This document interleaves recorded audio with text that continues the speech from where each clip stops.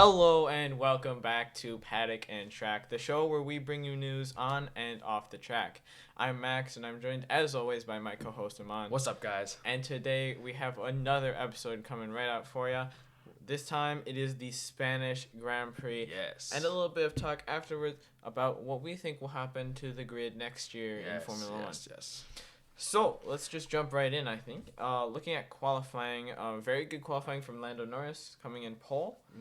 As well as the two Mercedes did seem to have good performance qualifying P3 and P4. Yes.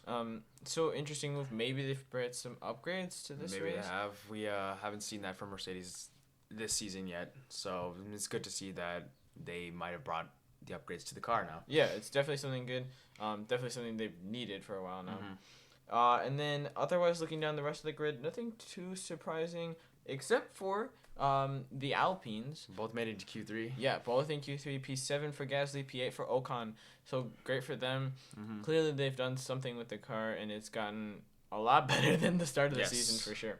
And another interesting thing we see, Sergio Perez down in P11, three-place grid penalty from, I think we talked about it before in Canada, Canadian Grand Prix. So that's definitely hindered him for the start of the race and for the rest of the race. Although he did make it to Q3 technically. Yes. This time around.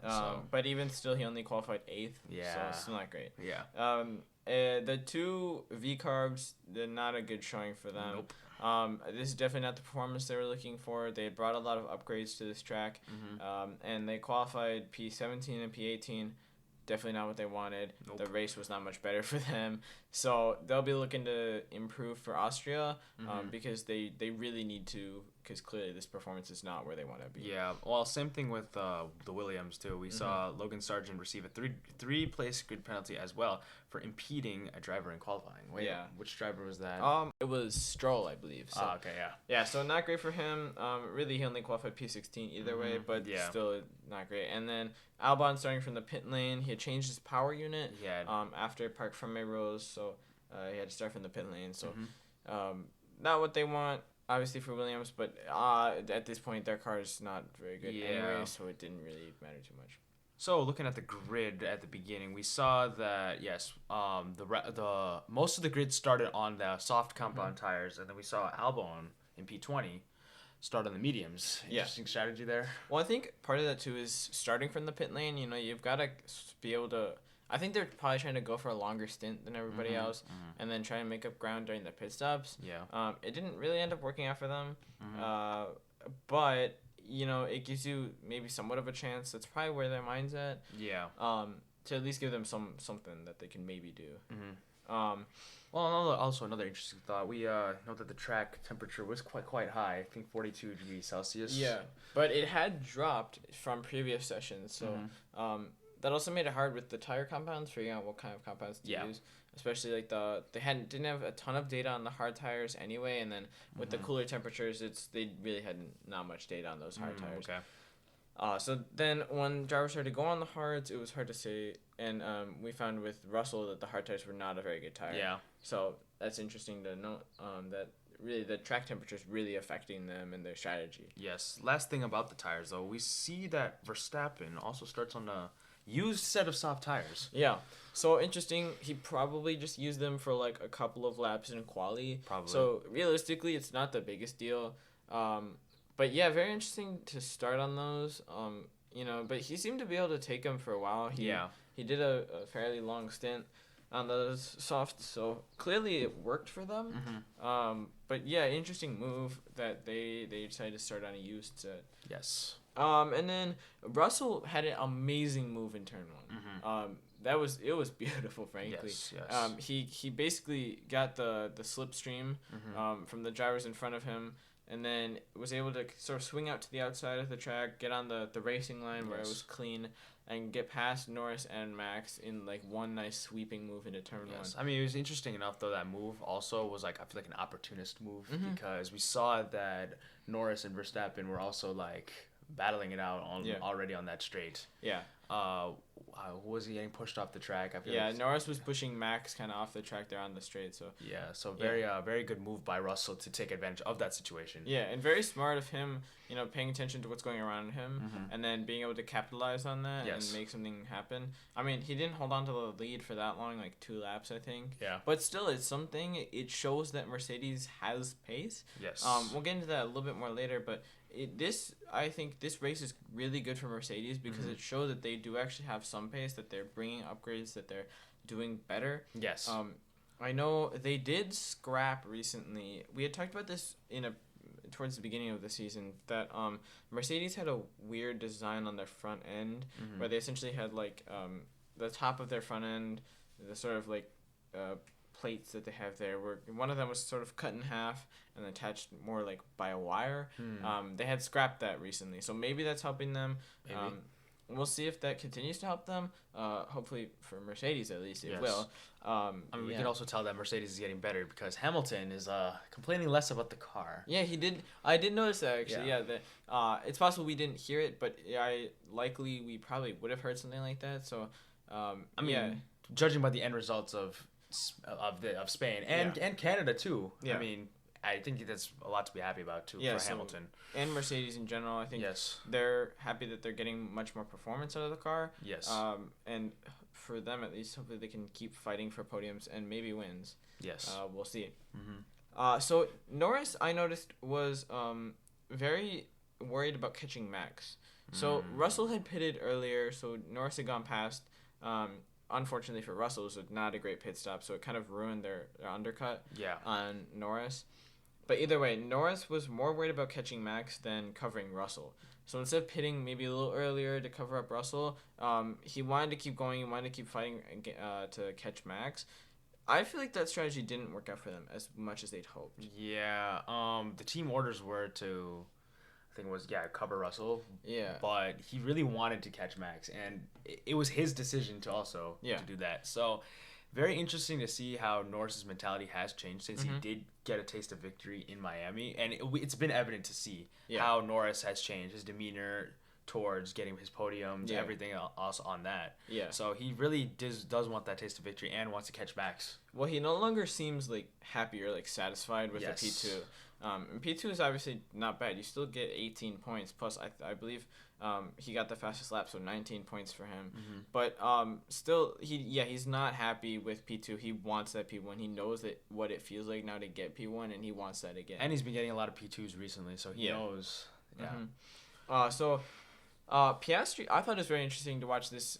It wasn't a very long battle, but this battle between Piastri and Perez, because I think that is actually a really good example of which car is faster in terms of raw pace. Because Piastri is still a younger driver. He's a good driver, but he's still a younger driver. And Perez, of course, we've talked about this in the past. Is it discussing is Perez the problem with the car, or is it the car that's slowing them down? So I think this battle really showed what the raw pace of both of these cars is. And it was very interesting because the McLaren was a decent amount faster. I mean, Piastri seemed to basically breeze by Perez on the straight with the DRS. And so that's interesting, as maybe McLaren is the first fastest car. Yes. I know that's been a discussion that we've had a lot recently. Yeah. But I think that is the biggest point of contention, I think, at this point, is that which car is the fastest car. From that battle between Piastri and Perez, it seemed like the McLaren is the fastest car. But also, then again, we also see Perez on the slide recently as well as a driver. That's true. So we cannot rule that out, but I do see where you're coming from about that if McLaren is the faster car. But we have to see that more, because we still see Norris can't get over the hump for Verstappen these past few races as well. So there's more to see. But Norris did have I thought it was very impressive charge sort of through. Basically came from 6th all the way up to right up to fighting with Max again. He did have new tires, and everybody else's tires were at that point slightly older. They weren't that old, probably 5-6 laps depending on the driver. But still, it was a very very good drive from him for those couple of laps. I mean, a good drive for Norris all around this weekend, but very good drive then. He was really pushing, making a lot of moves. passing drivers, it seemed like pretty easily. Mm-hmm. And there were some very good fights in there Yeah. to watch. Especially Norris and Russell. That was a really good fight to watch. Really fair between the two. Mm-hmm. But that was really fun to watch. I enjoyed that part. Yes. But then Norris also seemed fast. So not only was he fast on the new tires, but he seems to be quick on old tires. I think we've seen this before too. Yeah. We've seen Norris pick. I think he's. I don't remember which race it was, but I remember he was on medium compounds and he was like really old tires, and he set the fastest lap. Yeah. When he should be like pitting, and he's been known to find tenths in there to, I don't know, use the old tires to push way faster than it should be, and he's really done a good job in using these old tires to his advantage. Yeah, well, I think you're probably thinking of like in Imola. Yes. Those last couple of laps, he had a really strong charge towards Verstappen. Similar to this race, at the end of the tire life, he's really finding pace. So maybe he's just doing a very, very good job of managing those tires during the middle of his stint. Yes. Which is a very important thing, especially on a track that's hot like this, where there's a lot of degradation. That's really, really important. And so clearly he's doing something right. And I think you're probably right, is that he's really able to find that lap time towards the end of his tire life. And then we see Yuki Tsunoda, unfortunately, had a 5-second penalty for speeding in the pit lane. It's kind of an unfortunate one because it's a very avoidable penalty for them, especially they have so much practice. So it's kind of, I feel like it should be uncommon, but that you see penalties for speeding in the pit lane just because they've done it a million times. But it happens. It's never easy when that happens to you. No, not at all. Because there's nothing you can do about it after you've done it. And then as we get to the end of the race, a very good job by Norris to come back at those last couple laps. He seemed pretty quick. He was catching Verstappen.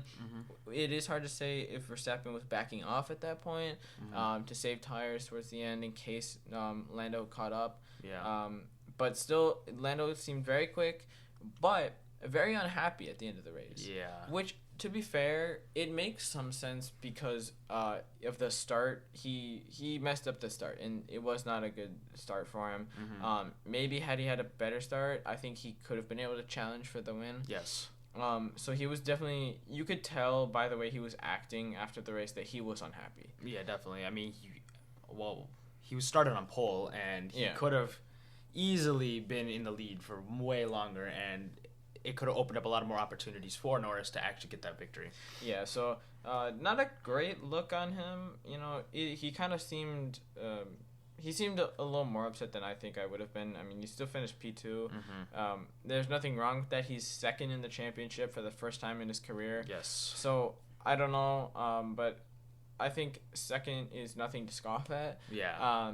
And so I think he's got to sort of get in his head that just because you can win and you can win, that doesn't mean finishing second is a bad thing. Yes, definitely. I feel like, I mean, you look at like Max Verstappen, right? I feel like when he finishes second, he's not, I mean, of course he's winning the championship by like a lot of points. But however, at the same time, he's not like constantly, like if he finishes second, he's not like super concerned. He's not like really glum about it. He just keeps going. He keeps driving, and then he comes back and he wins the next race. So I think for Norris, what he needs to do is just sort of get his attitude together and realize that he's not gonna win every race, right? And that it's okay to be second place, third place, whatever. Yes. But we do see Hamilton get his first podium of the season. Yeah. Kind of surprising it happened this late in the season for a 7-time world champion. Yeah. But yeah, I mean, it's good. Like we said, it's good for Mercedes. They've shown they clearly have good pace. Yes. Hamilton got the fastest lap on lap 20 on I believe he had just pitted for tires then. So clearly they're fast. Again, like we said earlier, Russell had a really, really good start. Mercedes seemed to have a lot of pace at this race. Yes. And like we said last race, they seem to have some pace. So we'll see if they can continue that. Definitely. See if they can keep those upgrades coming. Because I think they can get more podiums and maybe even wins.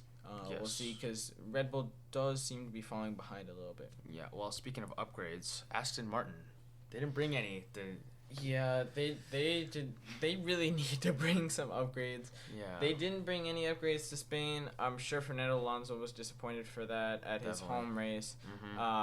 But yeah, they really need to get some upgrades on that car. It is not. It doesn't look good. It doesn't look fast. It's a different approach of what they did last season, where they brought in a lot of upgrades at the beginning of the season, and now they haven't brought really anything at all. So interesting to see if they're gonna actually maybe bring upgrades towards the middle to the end of the season. Yeah, I think they need to. Probably they just need to get upgrades going and then get them on the car as fast as possible. I know, of course, that seems kind of obvious, but I think really what I'm saying is like they need to get these upgrades going and then get them straight on the car. I'm sure they're doing a whole lot of testing upgrades on their simulators, but I think they just need to get these on the car because they had like no pace. I mean, Alonso finished 12th, Stroll close behind him in 14th. They're out of the points. They're not looking good. Yeah, it seems to be that the Alpines are... I feel like they're catching them right now. That's the thing. And I feel like Alpine is probably... I think Alpine will be their biggest rival at this point. Yeah. That's kind of what it seems like who they're going to be competing with. Now that Alpine has brought some upgrades, they've really sort of evolved as a team from the start of the race. Or start of the season, I mean. And I think that's what Aston needs to do. They need to bring those upgrades. They're not starting from as low as Alpine, so they have somewhat of a better starting point, but they really need to get these upgrades cranking out. Definitely. I mean, yes, they don't start as low as the Alpine has, but the Alpines have shown that they have a lot more pace than the Aston Martins do. Yeah, and the thing is, like, Stroll is... whatever, but Alonso, of course, is a very good driver. We know that he's a two-time world champion, and he's had several really good showings last season, and he's always done well generally because he's a very good driver. And seeing him in 12th place I don't think that's where he belongs. Definitely I don't think that's where he deserves to be. So now that we see his career also dwindling down, we want to see him at the top at least a few more times. Yeah, and at the bottom like this. I think he deserves to be up there. He's worked hard for this, and he re-signed his contract with Aston Martin, so clearly he's committed, and he wants to keep doing this. But yeah, I think they really need to give him a good race car because honestly, otherwise I don't see an incentive for him to stay. No. I don't know how long his contract is exactly, but still, I think they need to improve the car. They need to give him a good race car. Yes, I believe he is signed through 2026. He signed a 2-year extension with Aston. So if he continues to race after 2026, which I don't know at this point, but I think Aston needs to show him that they can continue to be a good team, a fast team, because otherwise I don't see why he would stay. Yeah. So then looking at the finishing order again, nothing too wild. Gasly and Ocon 9th and 10th, so double points finish for Alpine, so definitely great for them to start getting some points again. Both Haas's are out of the points once more, so not great for them, not what they would have wanted. P5 and 6 for the two Ferraris, also probably not what they're hoping for. Yeah, I think they're stagnated at this point. They need to bring they need to also start bringing more of their upgrades again. Yeah. I mean, we've discussed that previously, how they really need to, like you said, they need to bring some upgrades, but I agree, they're kind of stagnated. They had a strong start to the season. I think they are still second in the constructors. They are second. And so they still have a fighting chance. So if they bring the upgrades, they can definitely get back on track really fast and compete against McLaren and Red Bull. Yeah. Otherwise, nothing going too well. Again, VCarb just not a great race for them. P15 and P19, really not good. Coming off of a couple of pretty good races for them, picking up some solid points.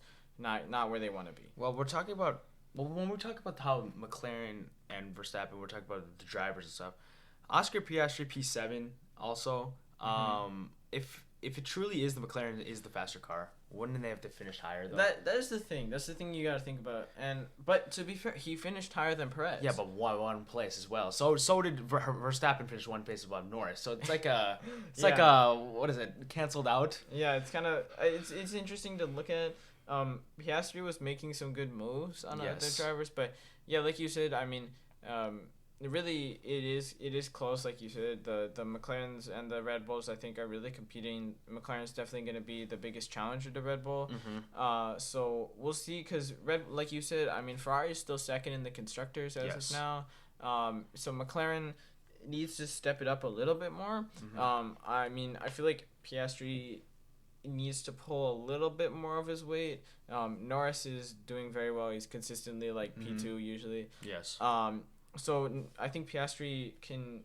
I mean, he's doing well, but I think he needs to do a little bit better. Yeah. Needs to show a little more pace to be up there like Norris is. Definitely. I mean, yeah, Piastri definitely has a lot of upside. He's still very young, so he definitely can get more experience in and, bring it home for McLaren. Yeah. So now that we have finished the race up, I think we should take this time to discuss what might happen to the grid for 2025. So, starting off, we can look at of course we know Red Bull is locked in. Yes. A little bit of an interesting choice for them. I still think taking Perez again for another season. Well, you got to think about this, though. We got to get the best teammate for Max Verstappen. We've said this time and time again. We need someone who stays out of the way of Max Verstappen. Mm-hmm. Carlos Sainz is not that option. Yeah. Right? If we think about that. He is a driver who wants to get his wins. He wants to insert himself in the team. But the question is Perez the best teammate for that? Because really he doesn't seem to be scoring a lot of points, especially in recent times for Red Bull. So is Perez even the best option for that? Well, I feel like if Red Bull does drop the constructors, I think they will probably reconsider. But can they reconsider is the real question. Yeah. Yeah. And then Ferrari is also locked in. The pairing of Leclerc and Hamilton. Still an interesting decision for Ferrari and for Hamilton, honestly, as he's had so much success with Mercedes in the past. Yes. Will he have that same success with Ferrari? Will he have a Sebastian Vettel? Yeah, so we'll kind of see what happens to him there. I'm very interested to see how that season goes for him. We'll watch that one. We'll do that. Yep. Stroll has recently announced that he's re-signing, to nobody's surprise. So him and Alonso are locked in at Aston Martin. Yeah. We'll see how that goes for Aston Martin. As always with Stroll, I feel like he's not always the best. I don't know, but I don't think so. Yeah, we'll see. I think really just Aston needs to make a good car. They need to help Alonso out, if nothing else, to get them some points. Williams is, I think, a big talking point. So Albon is locked in. He's good. I think Williams is also rumored to be where Carlos Sainz is going to go. Yeah, that's the thing. And James Vowles has been very public about the fact that he really wants Carlos Sainz. He is very adamant that Carlos Sainz is their number one option. I think Logan Sargent is out of the question here. As sad as we may be for that, I do think it has been rumored that he's going to go to the brand new IndyCar team led by Prima. So he did race with Prima in the past in F2, and so he has that connection with them. Yeah, I think that familiarity is going to be good for Logan, especially for his confidence. Yeah, definitely. And Prima is starting the IndyCar program next year for the next IndyCar season. So I think that's probably where Logan will end up. That's what the rumors are saying as of now. Well, that's good for him, honestly. Yeah. F1, it's great and all to be in it, but it's not for everyone, and it just definitely was not for Logan. Yeah. As much as we love Logan, it wasn't for him. Yeah. But more on Williams though, I have something to say. I think Williams has more change on the horizon. If they bring in Carlos Sainz, I feel like they have a lot of change coming to them. I think though that Carlos Sainz won't want to stay. I mean, we've talked about it a lot before. I think he wants to go to Audi once Audi becomes the team in 2026. It's hard because they'll probably offer him a 1-year deal, and I think that's what he'll want to take a 1-year deal, feel it out. If they do happen to succeed next season, which I think they can, right? They have the drivers. I don't know that they have the resources, but they have the drivers. Albon has shown that he can be a good driver, and Sainz, of course, we know is a very good driver. So they have the drivers. We just need to see if they have the resources to make them a good team. Because if they don't, then I don't see why Sainz would stay. Well, I mean, there could also be a chance that they could gain the resources, but I don't really know. I don't know that it'll happen that fast. I think they need some a big switch. And I don't know. Well, that one will be an interesting one to see what happens. Yeah. Because I'm not sure there. No. Sauber. Yeah, so Sauber is another interesting one. They have Nico Hülkenberg. He's confirmed. The other slot is open as of now. I think my guess is maybe it'll go to Teo Pourchaire. Oh, he was booted out of his IndyCar seat for McLaren. Absolutely booted. He seems upset about it based on what he's posted on his social media. Mm-hmm. But he has said that he will be back. I think he's going to be back with Sauber. Oh, okay. He was in the Sauber Driver Academy in F2. I think that he would be a top option for Kick. I think they should definitely consider him if they're not. And I think he's a very good driver. I mean, he's the F2 champion, so he's clearly good for something. Yes. But also, obviously, the other option, Carlos Sainz. But, we think it's going to be Williams, but there still is the possibility that he does go to Sauber early before they turn it to Audi in 2026. So that's probably the two biggest contenders for that. And for Carlos Sainz, at least, is Williams and Kick. So we'll see kind of where he ends up. Yes, Mercedes, that's a big one. Yes. So Russell, he's already locked in. Mm-hmm. I think he will be the sort of the foreman leading Mercedes next season. Mm-hmm. Now that they've lost Lewis Hamilton, he's going to be the number one driver. He's the one that Mercedes is going to focus on. Yes. But who will their second driver be?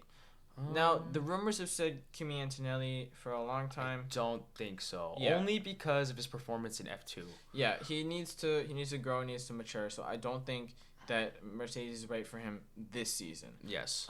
So then the question is, who do they go to? So we know drivers like Esteban Ocon, Kevin Magnussen are looking for seats. But will they want to go for them? That one's questionable, right? Yeah. They do have Mick Schumacher as their reserve driver. Mm-hmm. But his performance on Haas may make a sort of a bad mark and leave a bad impression on Mercedes. So I don't know that they'll want Mick. Then I just don't know who else they would take. Mm-hmm. Otherwise, really, they don't have a lot of options. They could go with Sainz. I think that deal is I don't think Mercedes even offered Carlos Sainz. Yeah. I think they were too busy trying to go get Verstappen because they want Verstappen to join Mercedes. That's the other thing, yeah. There was so many talks about Verstappen going to Mercedes, and Verstappen recently has really shut these down. Mm-hmm. He seemed kind of upset about it. He's like, because the other thing is too is that Jos Verstappen was seen like talking with Toto Wolff and some others with Mercedes. Yeah. But it's like, why does Max's dad like determine where he goes? Yeah. That's the thing. So I don't know, with Mercedes, that one's really up in the air more than the other ones, I think. Mm-hmm. I don't know who to think who it'll be. I have no idea. I think Mercedes' seat is more up in the air. That only because they have to fill in big shoes of Lewis Hamilton. Yeah. Who is obviously recently departing to Ferrari. Yeah. So I feel like that's also a big seat. Yeah, definitely. So I could see it going to somebody like Esteban Ocon, maybe on like a 1-year contract before they can grab Kimi Antonelli. Definitely. Something like that. I could see that happening. McLaren is all locked in with their two, Norris and Piastri. They seem like they're a pretty good duo on the track and off the track. So definitely it'll be good for McLaren to continue there. And then Alpine is another good, interesting question. So that was also another rumored spot for Carlos Sainz. I think the second after Williams was Alpine. So Gasly is confirmed now. Esteban Ocon has been essentially kicked out. So I don't know who's gonna go to Alpine. Nope. That one is really a big question because it's not as big of a question as Mercedes, I think. No. But who goes to Alpine? I mean, Magnussen, like we said, is still floating around looking for a seat. Ricciardo will be looking for a seat, but I think Ricciardo's gonna want to stay in the Red Bull family. Yeah. As he has for so long now. After his short bout with Renault and McLaren. Well, yeah. Then again, like you said, Renault. He's been on. That's true. That's Alpine, right? So I could see Ricciardo maybe making a move to Alpine. That's entirely possible, I think. But I could also see him becoming what he was before, which is essentially the Red Bull reserve driver. I could see that happening. I think that's probably Alpine's route. Yes. Going to VCARB, I think Liam Lawson. Oh, definitely. Liam Lawson. It's all but confirmed right now. Yeah, he's their best option if they don't take Liam Lawson. So Yuki Tsunoda is confirmed. But if they don't take Liam Lawson, I think I would be upset with them, honestly. Yeah. I think they should have taken Liam Lawson for this season, and not taken Ricardo, judging by his performance on those couple of races that he raced with AlphaTauri. Yeah. But they did not take Lawson. He's still their reserve driver. I think he deserves the seat. He's shown that he can be fast. I think he should take it. Definitely. Haas, I think one of them is going to be Oliver Behrman. Yes. Yeah. It's been a lot of rumors. He's been in them. I think he's proven that he could he could be taken in that Haas seat. Mm-hmm. Even though his performances haven't been the strongest in F2. Yeah. Which is another point of concern, though. Yeah, but we did see in Saudi Arabia when he drove that Ferrari. I mean, his first drive ever in F1, he did pretty well. He did finish in P7. So. Yeah, so, I mean, he's higher in the standings than, like, almost half of the grid. And to be fair, it is a Haas, so I think he'd be fine. I think it'll be Oliver Behrman in the Haas. But the other second driver, though, we don't know. That is a big question. Kevin Magnussen, I don't think will come back. No. I could see him going into retirement as, he's getting older now. He has kids, things like that. I could see him going into retirement. Yeah. But the other Haas driver is an interesting question. There are rumors that Ocon will go to Haas, which I could kind of see. Maybe. I'm not sure on that one, but I'm sure Ocon will be desperately looking for a seat. But I guess we also want a good teammate if Oliver Behrman does come to Haas too. Yeah. So we need like a good teammate for him. And Ocon is not the best teammate. That's true. I could see someone. I mean, Valtteri Bottas and Zhou Guanyu are both floating around. Oh, okay. So yeah, that's. I could see Bottas going to Haas as a really good like teammate to start out with. Ollie Behrman as a young driver. Bottas has a lot of experience. And I think he's probably close to being done with his F1 career. Yeah. But I think he could be an option for Haas. I have heard rumors, though, going back a little bit, that he maybe will. There has been talks with Bottas and Mercedes. Oh, he's going to go back? So going back, I don't know if he'll want to because of how things ended in terms of his relationship with Mercedes. So that'll be an interesting one to see where it goes. I think that about wraps it up for us. I hope you guys enjoyed the episode, and we will see you for the next one. Goodbye.